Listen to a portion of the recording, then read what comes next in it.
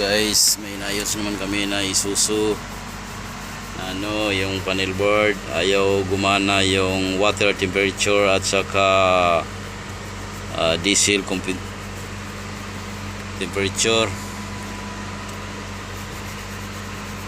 Electronic guys, pati yung panel board niya. Ito guys ang control ng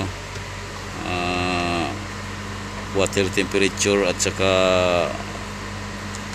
diesel gauge sa iyang fuel gauge. At sa light na niya guys, pabilihan na lang namin, papalitan namin. Ayaw na umilaw, sira na yung bulb niya guys. Yung master technician guys, ayan guys, yung electronic na engineering guys, ayan guys.